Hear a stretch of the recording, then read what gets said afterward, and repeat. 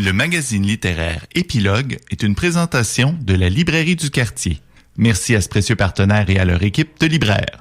Vos prochaines lectures vous attendent au 1120 Avenue Cartier. On va parler du nouveau livre de Marc Séguin, peintre, homme engagé, agriculteur, documentariste et auteur. Madeleine et moi, Geneviève Bossé. Bonjour.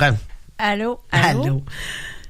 Récit qui entremêle une quête au sujet d'un peintre peut-être méconnu et une discussion sur l'art. Alors, c'est vraiment sous forme de récit.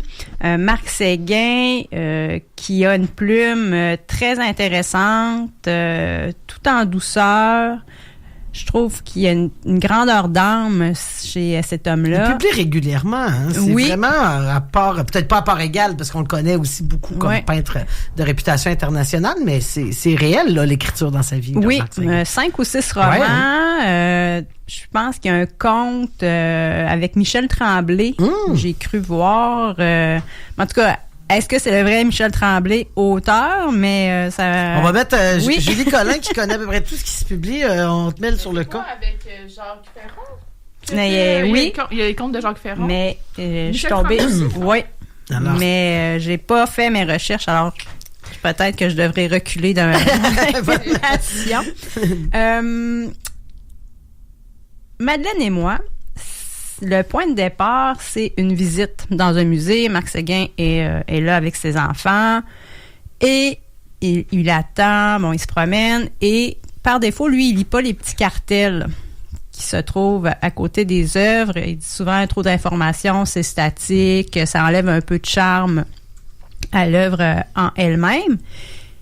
Et il tombe par hasard sur l'œuvre Labour d'automne de Ozias Leduc.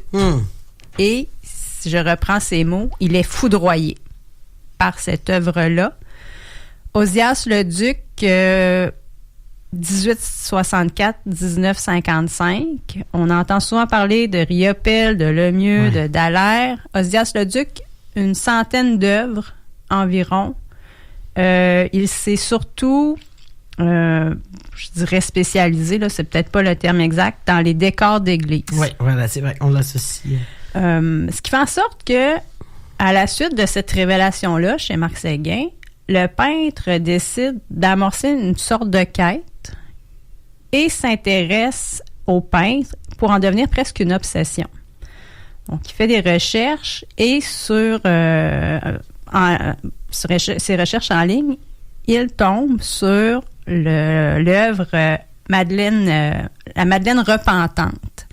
Et la Madeleine repentante, c'est vraiment Marie-Madeleine, donc qui a été peinte par les plus grands peintres du monde.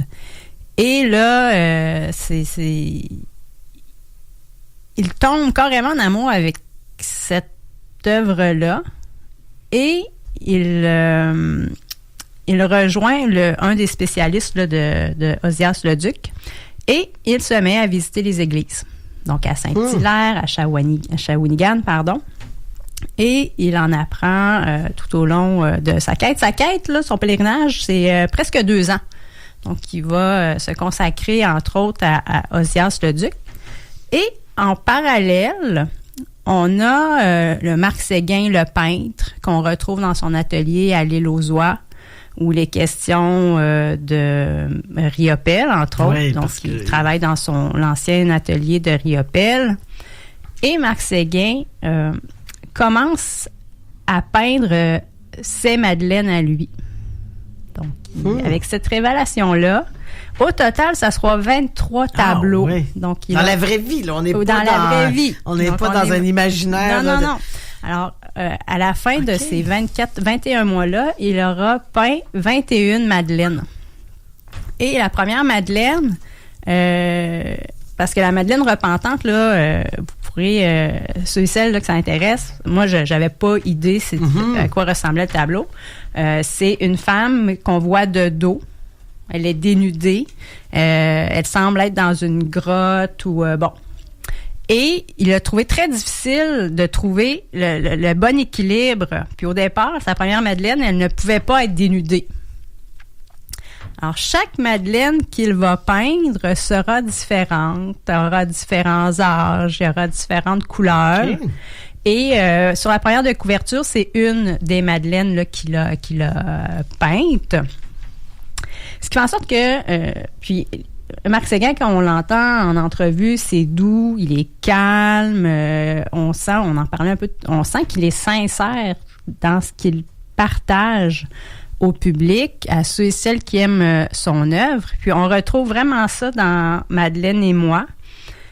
Puis, comment je pourrais dire ça? C'est quand même un grand artiste, là. Il est connu mondialement. Ouais. Il vend des œuvres à New York, à Los Angeles. Ouais, il vit très bien de son art en peinture. Puis, mais dans cette quête-là, puis il nous parle de pigments, il nous parle de comment il peint, que son atelier, parfois, c'est bordélique, que quand ses œuvres partent pour ses ateliers, il est content parce que là, ça libère. Même si on sent que c'est une vedette internationale, là, je vais dire ça comme ça, dans son domaine, il est tellement terre à terre dans la façon de présenter ça. On sent pas une sorte de rockstar quand il explique que une quinzaine d'œuvres s'en vont à Los Angeles. C'est comme si c'est normal parce que c'est ce qu'il fait dans la vie. Il peint. Ouais. Donc, ses œuvres le quittent. Alors, on passe de sa quête, son pèlerinage au sujet d'Ozias Leduc. Ozias Leduc, là, il a été le professeur de Bordua. Oui. OK. Oui. Donc, il y a eu cette rupture des automatistes. Oui. C'était un peu le dernier pied dans le certain académisme plus institutionnel ou religieux. Riopelle lui avait donné son allégeance à Leduc. Riopelle avait une grande admiration pour lui. Et quand je disais au début de l'émission que c'est un beau livre de vacances, c'est que moi, j'ai vraiment... C'est pas long, là, c'est 120 pages, une belle petite plaquette. Et moi, j'ai vraiment pris des pauses pendant ma lecture, cherché en ligne, le labour d'automne, ça me dit rien. Après ça, la fameuse Madeleine repentante. On a aussi les foins, les pommiers, le jeune homme et le sage. Alors, c'est vraiment une incursion dans le monde de la peinture québécoise. Puis, on sort des plus connus. Puis, c'est très...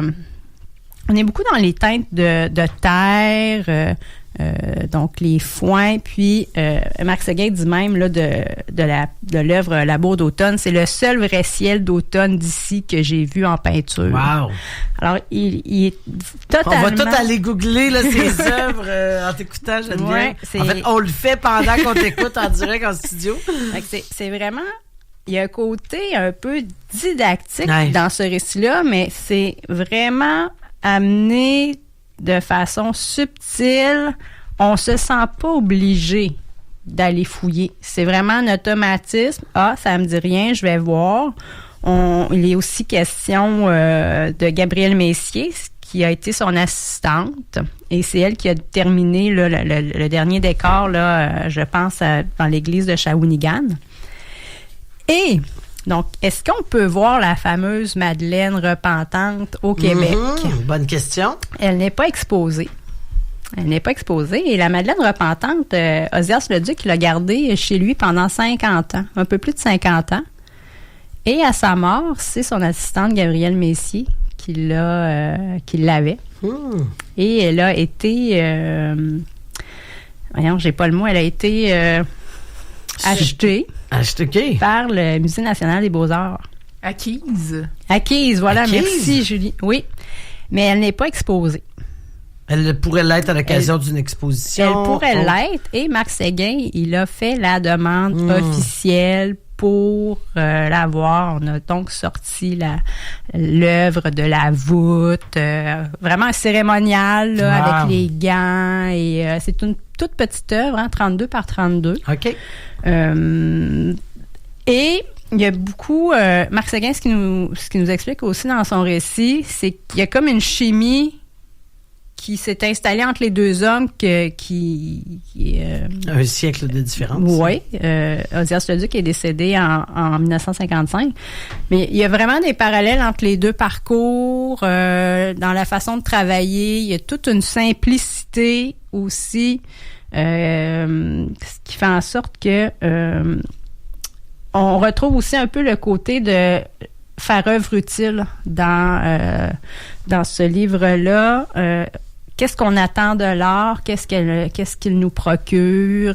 Peut-il venir basculer un peu nos convictions? Est-ce que l'art peut être une inspiration, un remède? Donc, on a tout ça aussi dans le récit de Marc Séguin. C'est dans la continuité de ses autres romans, tout en douceur, pas très long à lire. Puis, c'est comme un cadeau. C'est comme un cadeau. Alors, Madeleine et moi, chez Le Méac, une belle plaquette de 120 pages à offrir ou à s'offrir ou à emprunter à la bibliothèque.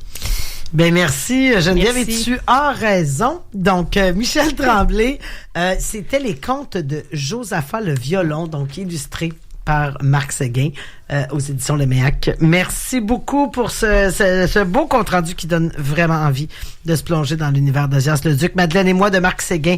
Merci Geneviève Boissy.